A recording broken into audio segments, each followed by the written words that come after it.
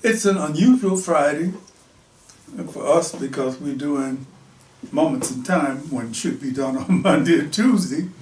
But since those days were taken up by other things, we had to transfer what else was going to happen to Friday. So here we are.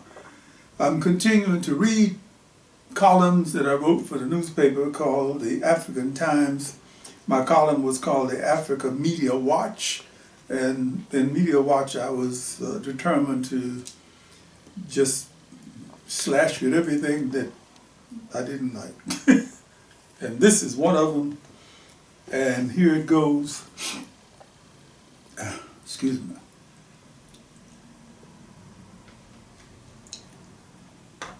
Smooth is very good. Mm-hmm. I call this one the Tarzan syndrome and how to celebrate Kwanzaa.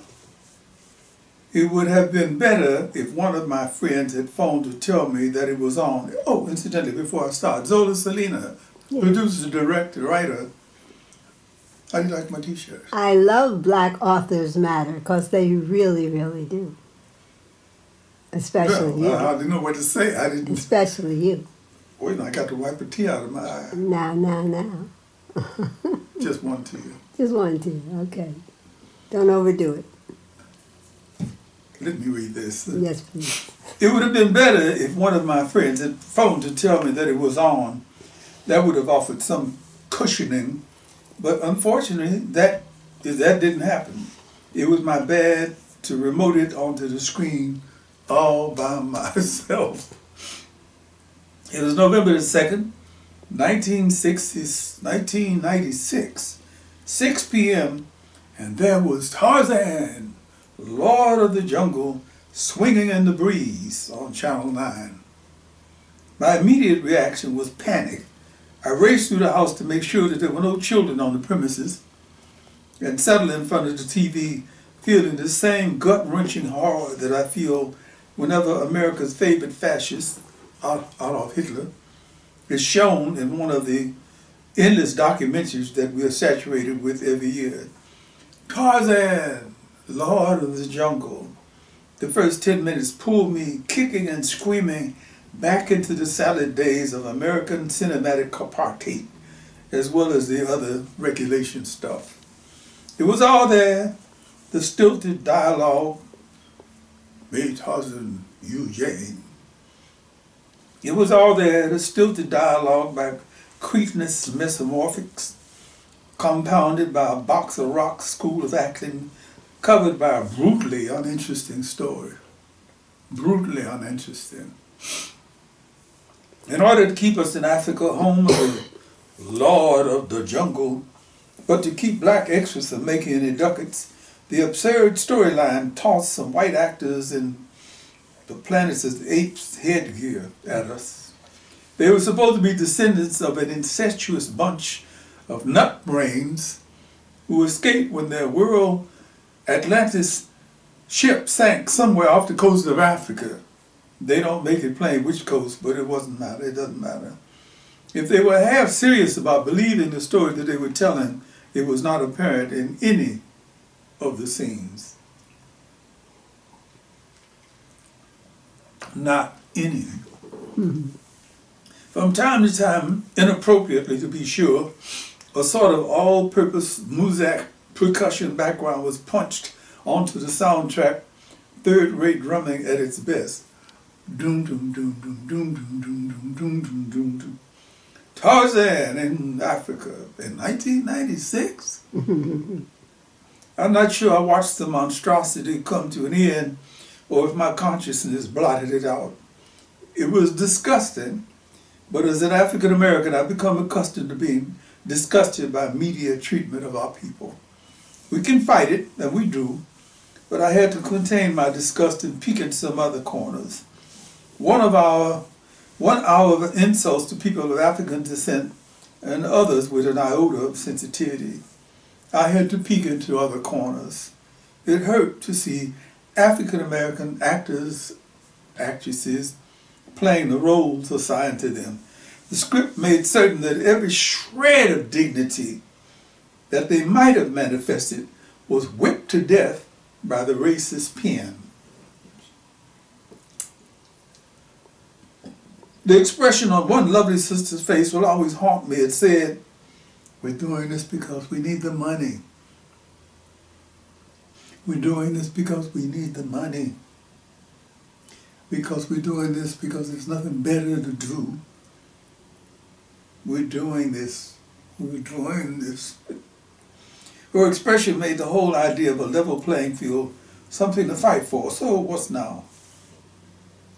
It's another day, and my remote happy trigger finger flicks me back into a jungle as dense as the one Tarzan was swinging through. I've landed in the bizarre world of the Negro-centric sitcoms. More back to back. More back to back. There, in that glitzy, tricky, always youthful, frothy, mouthy, nebulous place, nothing really has any substance. A dedicated study of one rapid-fire, blistering episode after another leaves my senses cold and numb. What was that about? Was that really supposed to be funny? To whom? Why not leave the screen filled with snowflakes? That would be funnier. Our poor children, as though they didn't have enough weight on them already, now they have to have more back to back.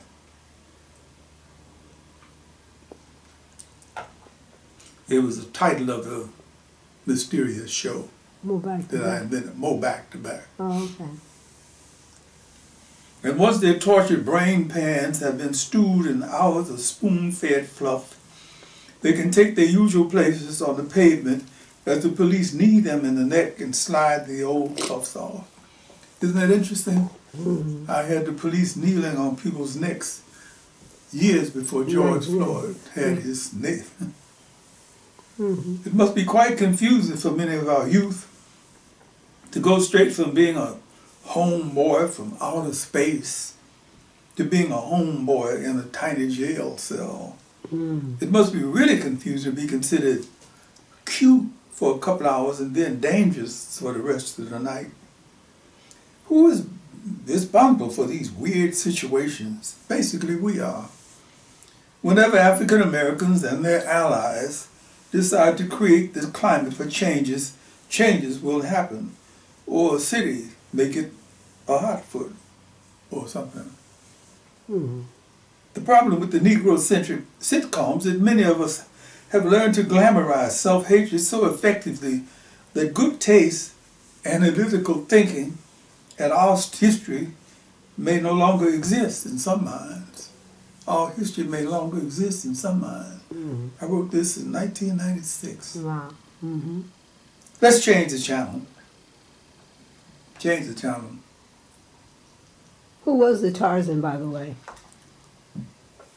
Back, who was the Tarzan? The Tarzan at the time, I think this was Johnny Weissmuller, who was Okay, an right, Olympic champion swimmer, right, and he got it because of his physique. right. He didn't look Not- all that muff to me. He just looked kind of. Yes, indeed, I recall. And his acting ability had questions. I covered that. Yes, had questions. Did I say Neanderthal? Okay. Me, Tarzan, you, Jack. Well, they worked hard at the future Tarzans to try to make them But more. the point you bring up has nothing. It wasn't their fault. They were just simply performing and making a living, Paying the rent. paying the rent. The problem with the Negro-centric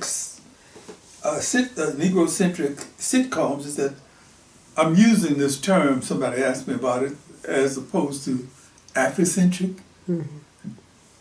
The problem with the Negro-centric sitcoms is that many of us have learned to glamorize self-hatred so effectively that good taste, analytical thinking, and our history may no longer exist in some minds. Let's change the channel. Channel 2, November 24th, 7 p.m., 60 minutes time. Morally safer, doing some suave chipping at Afrocentricity. Some say Afrocentricity. We're talking about the same strong feeling. After a few minutes of this segment of 60 minutes, I felt like throwing some chitlin juice in Safer's face. Hannibal Black, Cleopatra black? Really? This is Marty Safer, right? Hannibal? The Roman general was black? Cleopatra black? Uncommon. Strangely, they never allowed that kind of doubtfulness to surface when addressing Eurocentrism. Dr. Molife Asante, a number of teachers in an Afrocentrically developed school, and several articulate young African Americans gave the Euro-headed interrogator more than he bargained for. But I don't think that it really mattered. He was there to suggest that Afrocentricity was an aberration of some kind. And that's all. I saw Lord of the Jungle playing on his mindset from 1,000 miles away. Oh well. Somehow I can always skip past these bad vibes. I have to. True. And so that was what was happening on that particular day. Mm-hmm. I'm going to leave it go at that. Well, indeed, like I said, I like your shirt, Black Authors Matter, the young ladies that have the show where they feature yes, Black but authors. LA, Yeah. we're going to check that out because it's what it's called Afro LA, right? Oh, no, that's another program we were listening to today, Afro LA. We will definitely check that out. Okay, which one are you talking about? I was talking about where you got your T-shirt from Black Authors. Oh, you're Matter. talking about this one? Yes, Oh. Young ladies that have the Yeah. internet show featuring Black authors. And you have to just look under www Black Authors, I think. And Please do. Black Authors Matter, yeah. They have T-shirts and they have hats, in fact. As somebody once said, they be doing it. This is true. They be And so we doing it. definitely will look into Afro LA, which we were listening to today on the radio. Yeah, on video of all things. Okay. Now, for instance, your website is www.ooohhhed.com. That's ooohhhed.com. And I would like to say to you, Zola Salena, Yes. I almost call you Jola. No. Zola Salena. Yes, sir. I get a kick out of fooling when I like this. I know you do. You're so cute. Okay, that's it.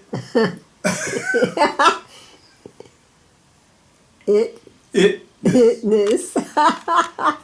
I hope you like the video. This is a bit different today. Ciao.